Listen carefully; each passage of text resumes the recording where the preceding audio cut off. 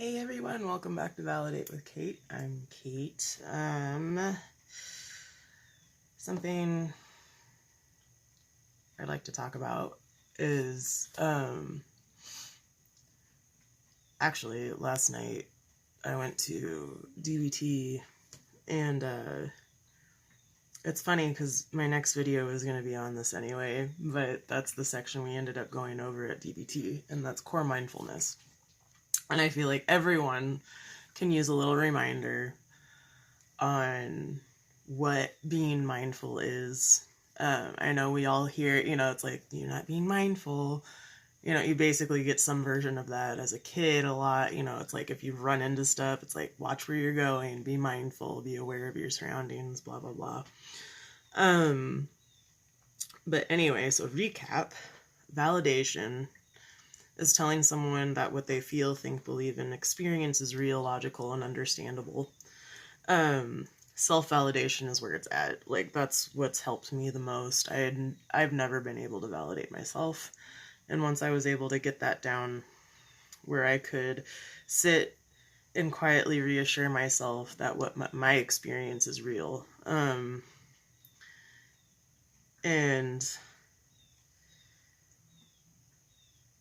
like, it is what I am experiencing. Validating someone else does not equal approval, or agreeing with someone else's words or actions. It's non-judgmental. Also, being dialectical means having an open mind, having the understanding that your truth is truth and valid, and the other person's truth is true and valid. And with that being said, kind of getting into core mindfulness, it starts out with the states of mind, which are reasonable mind and emotion mind. And I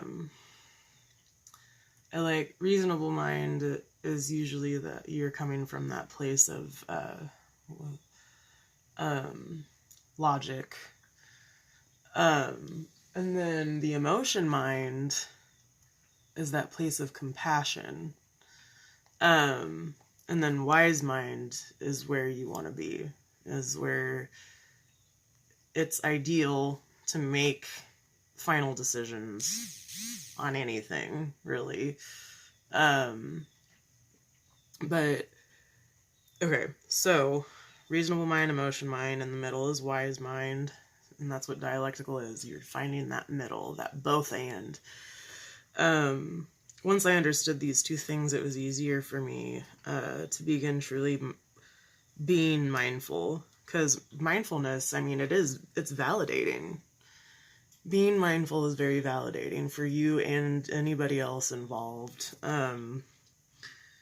It's having manners and being considerate and just being mindful, being aware of your surroundings, like I said before.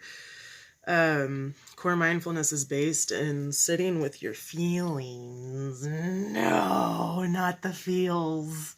Ew. But then it's like, well, suck it up, buttercup, because we're going for a ride. And, when you go and get into recovery, that's what has to happen, and that's what I did, and it sucked at the beginning, but it gets better, it gets easier. And if you're like me, you become very upset, passionate. Let's validate myself here.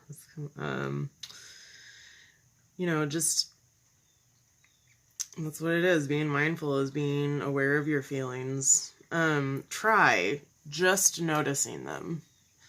Just notice your feelings without instantly turning to whatever vice you might have, like whatever you do in instances where you start feeling stressed. It's like, try and stop yourself from smoking that cigarette, eating that cookie. It's like, I'm projecting here. I'm trying to think of examples. It's like, just give yourself a chance to sit with yourself, really. You know, it's like, give yourself a chance to get in touch with yourself. See how long the feeling lasts, because I know one of my favorite visuals when it comes to feelings is just, they are waves. They come and go. And I was saying last night how I always picture, you know, sitting there and feeling it, and just picturing that feeling as a wave crashing over my body. And then I watch it recede back where it came from. And then I can kind of prep myself, especially with that wave analogy. I know that if that feeling comes back, I can be ready for it, allow myself to feel it, and know it's not going to be as bad that time, the second time around. You know, it'll be a little less, and then maybe a little more or a little less. Like, it just, you know, it won't last, though, is the whole point. You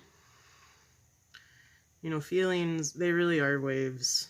And another thing I really like to emphasize, besides validation, is just how to ground yourself is cater to your senses. I have what we'll get in, you know, you get into later in DBT is distress tolerance. And that's, I have a distress tolerance kit, and it has like my little essential oils and something to fidget with. Like, I usually have a fidget cube, or yes, I have a fidget spinner. But anyway, you know, just, I also have diamond painting, so that's kind of nice. But anyway, yeah, just cater to your senses. What are you seeing? What do you hear? It keeps you grounded. Like, the whole point is to bring you back to the present. When it comes to core mindfulness, you know, as you sit with your feelings, notice what notice what comes to your senses. When using mindful communication, you know, describe your experience using objective language. So it's like, if you've ever been through like nursing school, or like worked at a nursing home, or seen it, you know, whatever, when you're learning how to chart, they always tell you chart subjective, dang it, objectively. Just state the facts. You know, don't attach your opinion or anyone else's opinion to it. Just state, this is what happened next, and blah, blah, blah, you know, down the timeline. Use that objective language, state the facts, using words that everyone in the situation can agree on. Like, how would everyone else describe it? And it's like, kind of adjust your vocabulary, you know, so that it's communicated in a way that everyone can interpret it, you know, so that everyone can be on the same page. You know, don't use the colorful accent words. Don't use those labels and mislabels. Just do what you can to detach from the feelings about you being right or wrong, or the other person being right or wrong. Once you've got a good grip on your mind, you can get lost in something you enjoy, instead of losing yourself in the emotion. Like, you want to feel it, but you want to be able to pull yourself out and go about your day. Learning how to consistently implement core mindfulness skills, really, it takes time. It's ups and downs. It's rolling with the punches. It's keeping an open mind and not seeing every little regression as a failure. You know, It's difficult at times to just see something without evaluating. So difficult.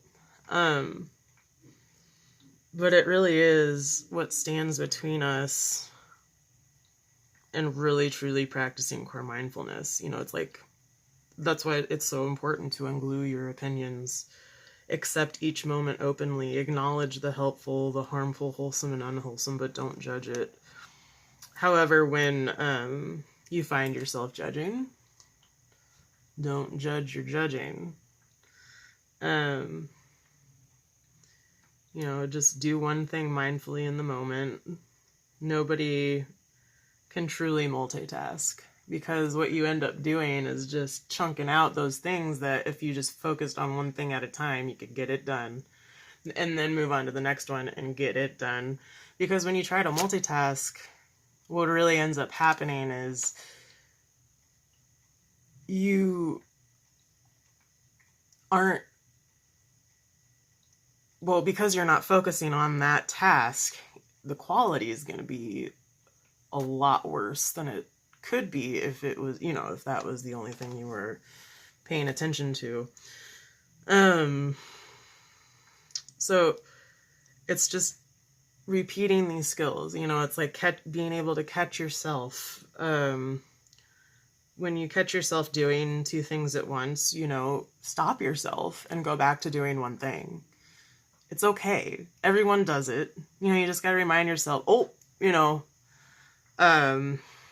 like, I know when I'm driving and I have the kids in the back seat, it's just like, I gotta pick my battles. It's like driving the car is kind of a lot more important than, as much as it sucks, but it's like, it's a lot more important than my 2-year-old crying because he dropped his toy. It's like, I can't do anything about it. I can reassure him that it's going to be okay. We'll get it soon. And then I just got to go back to driving. It's like, that's important. Stop yourself and go back to one thing at a time. To do things effectively, focus your attention on what works. It's like, what is helping you? Focus on that. It's better to focus on the positive than it is immersing yourself into the negative. That's what DBT is for. That's what this is all about, is just self-care. Just making yourself a priority.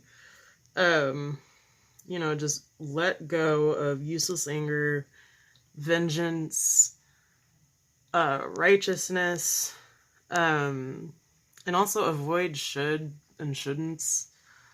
That is, that's shaming. Don't should on someone else and don't should on yourself. It's hard, and it's a tough one. Like, I remember I had a lot of trouble in the beginning, and it really is kind of amazing. Like, I was thinking last night when we were going over this particular section, just when I first started DBT, when I was first starting recovery, really, from like narc abuse, codependency, BPD, just all my emotional deregulation. None of what core mindfulness, like validating, it didn't make sense to me. I saw the words, I read the words, I could, but it wasn't making sense. I didn't understand it. And it's like, it's like the non-judgmental stance. See but don't evaluate. Take a non-judgmental stance, just the facts. Focus on what, not the good or bad. I just remember it was just super confusing. But now that I've done it, I've participated, I've accepted the therapy and the help, it's like it makes a lot more sense. And I like to try and spread share the information with anybody else who might be in that same kind of, like, your life is just so dysfunctional and so chaotic. Even some of what might seem to be the most simple things can just, like, go right over your head because you're so caught up in that emotion mind. It's that emotional mind takeover. You can't be reasonable. There's no way to get to wise mind.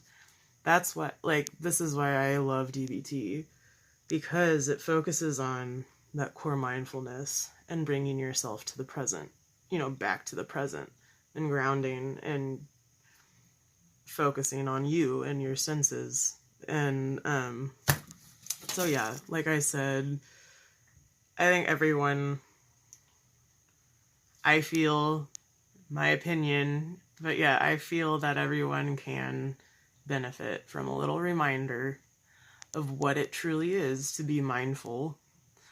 And just kind of remembering that it's doing that one thing mindfully in the moment. And I was telling them last night too that my new mantras are now like just one mindfully in the moment, as well as it's like slow and steady wins the race. Good things come to those who wait. It's really about slowing yourself down, doing one thing at a time. So yeah, take it easy, love yourselves, love each other, keep conversations going, ask questions, leave comments, like, subscribe, whatever. I love you guys.